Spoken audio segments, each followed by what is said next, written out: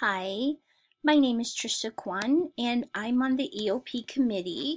And we've been talking about the possibility of phasing out EOP and replacing it with a capstone project that would be an ePortfolio.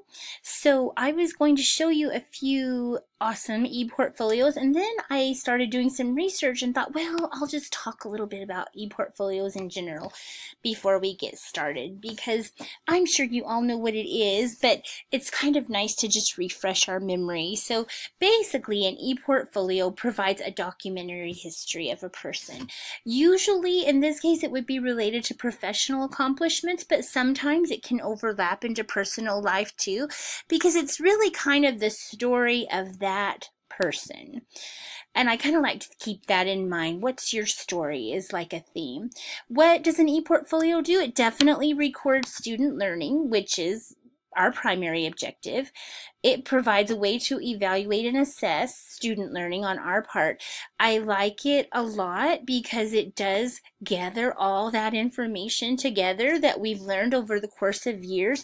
I don't know about you, but I've many times thought about a paper or something that I did or wrote back in graduate school and thought, where did I put that thing?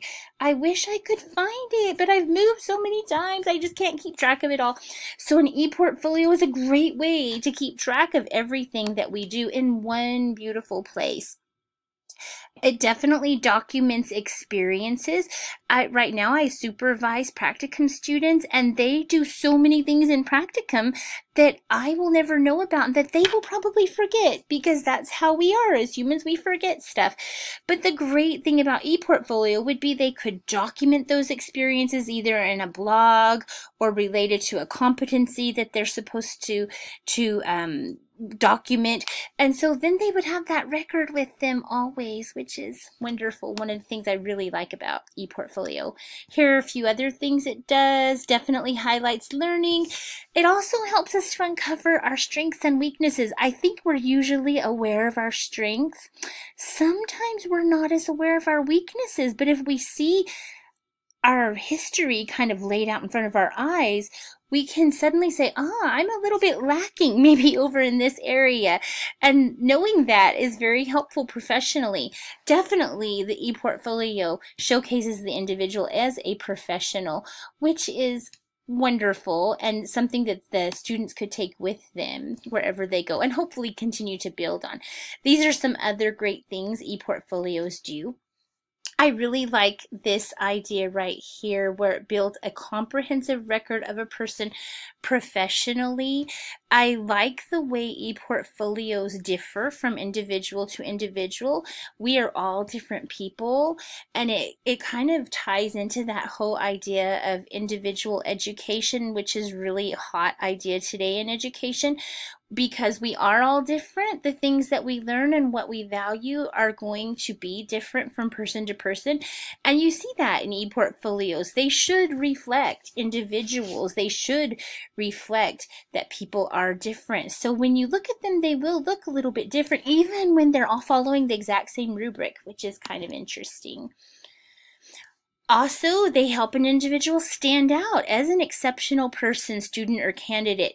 Every ePortfolio is very different and very centered on who that person is, but also they are exceptional. It's not like you see one, you're like, oh, I really like that one better than that one. What it does, an ePortfolio really brings to the surface each candidate's exceptionalities, which is a great thing. Now this is an example of an ePortfolio that's mostly text, but since it's online and online tends to rely heavily on visuals, I think it's a good idea to include a lot of visuals. It really is true that a picture can say 1,000 words. I know Bobby was putting together a spreadsheet of a lot of universities that are using ePortfolios as capstone projects, and it is very common, not just in information and library circles, but in science and engineering. ePortfolios are definitely a project that is being used heavily in many universities, and I know Bobby's going to provide some more information about that.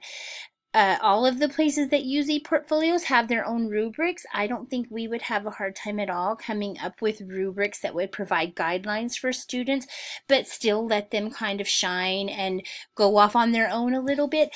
Those ALA competencies would be really important for our program because basically we want to make sure that they're learning what we say they're learning. Also, it would be helpful when we do have those accreditation visits to have ePortfolios where we can go in and show exactly what we're teaching and how the students are documenting that they are learning what we are supposed to be teaching them. We're going to just take a look at a couple real quick.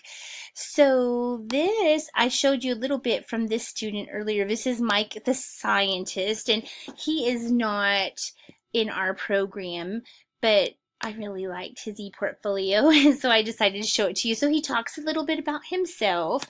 Then he shows you different pictures of him and his experiences. This is both as a graduate student and then later in his work. He has a lot of links to research that he's done, awesome pictures. I love this aerial picture, different work that's important to him. This provides us a really nice glimpse of who he is as a person, as a professional, as a scientist. He talks in depth about his life as a student. This provides his vita. Anyway, it's a really nice ePortfolio. Here's another one, completely different. Not a scientist at all. This is a poet librarian, a portfolio of my fragments. So as I was looking through her ePortfolio, it's huge. I mean, there's so much information here, but it's a really nice eclectic look at who she is. She is definitely reflected in her portfolio. She's a poet, and so she has all these little bits of poetry throughout her portfolio, which was beautiful. If you look over here under MLIS portfolio and competencies, there are a lot of competencies that she covers in depth in her portfolio that show that she did indeed learn what she needed to learn. We see the Library Bill of Rights, freedom to read. There's a lot of information, and she's going to just keep adding to this information as she goes, which is wonderful. This portfolio is by one of our students. Let me get rid of that ad. One of our students, Adriana White. I just visited her this week, and so this portfolio is in progress, but we have a portfolio project that's due during practicum, and it could easily become a little bit bigger and be a capstone project. She has a blog. She talks about the standards and how she's met the standards that we need to meet in our teaching and learning. She has her resume and her philosophy about library work. I like this first page.